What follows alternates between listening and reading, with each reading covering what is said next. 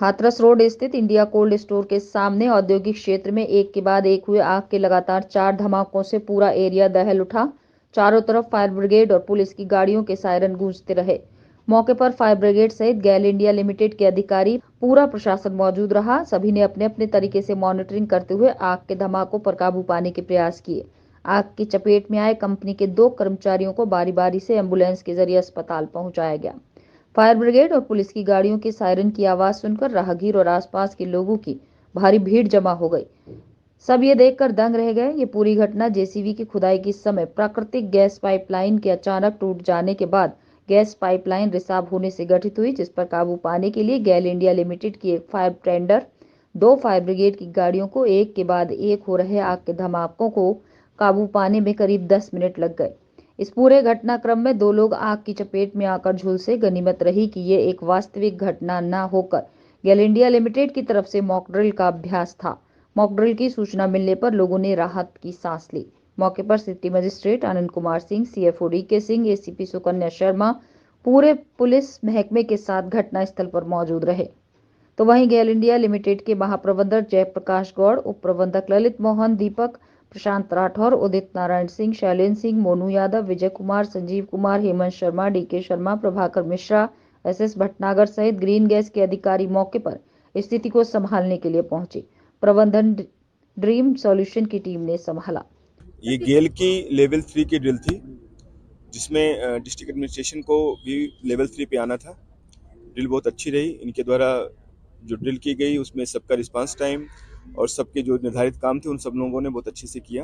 मैं इनको शुभकामना देता हूँ और इस ड्रिल के धन्यवाद। एक कोर्स होता है, इनके द्वारा क्वार्टरली मॉक ड्रिल किया जाता है। लेकिन साल में एक बार इनका लेवल 3 का मॉक ड्रिल होता है, जिसमें जनपद के जिला प्रशासन के सारे डिपार्टमेंट, पुलिस और फायर और एम्बुलेंस, मेडिकल, सबके, ट्रैफिक के सारे लोग इसमें पार्टिसिपेट करते हैं।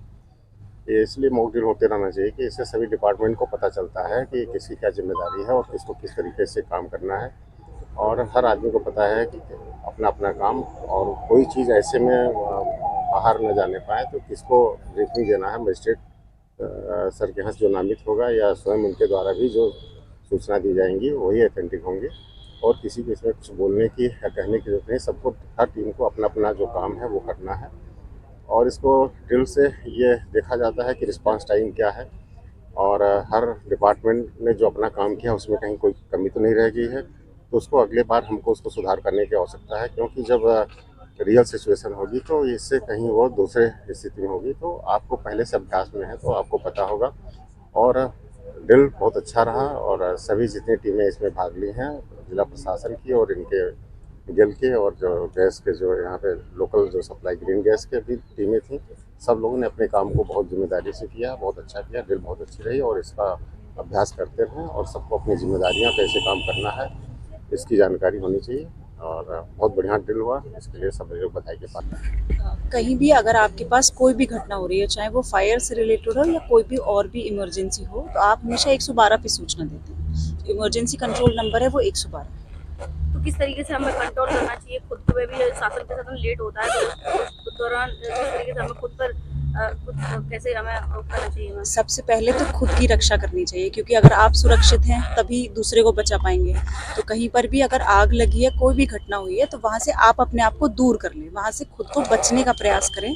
ऐसा ना सोचें कि अपने साथी को बचाने के लिए और फिर खुद भी उसमें फंस जाएं, तो 2 जिंदगी चली जाएंगी।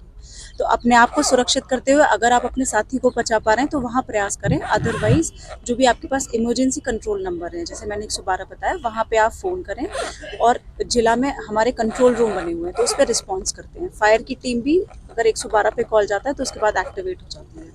आपके स्तर से, क्योंकि आप लोग इस चीज़ में ट्रेंड नहीं है, तो कभी भी कॉमन मैन को, जो उसको ट्रेनिंग नहीं मिली है, उसको ऐसी किसी भी सूचना पे या ऐसी किसी भी घटना पे अपनी तरफ से रिस्पॉन्स देने की प्रयास नहीं करना चाहिए। कई बार हम हीरोइज्म में आके प्रयास करते हैं, लेकिन उससे हमेशा बचना चाहिए। जो लोग इसमें ट्रेंड हैं, जैसे आज मॉक ड्रिल आपने देखी, तो मॉक ड्रिल में सभी लोग ट्रेंड थे, उन्हें मालूम है कि उनको अपना बचाव कैसे करना है।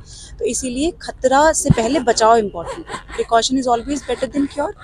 इसीलिए आप अपने आप को सुरक्षित रखने का हमेशा पहले प्रयास करें, और जिसको सूचना देनी है इमरजेंसी कंट्रोल रूम पे, उस पर सूचना दें।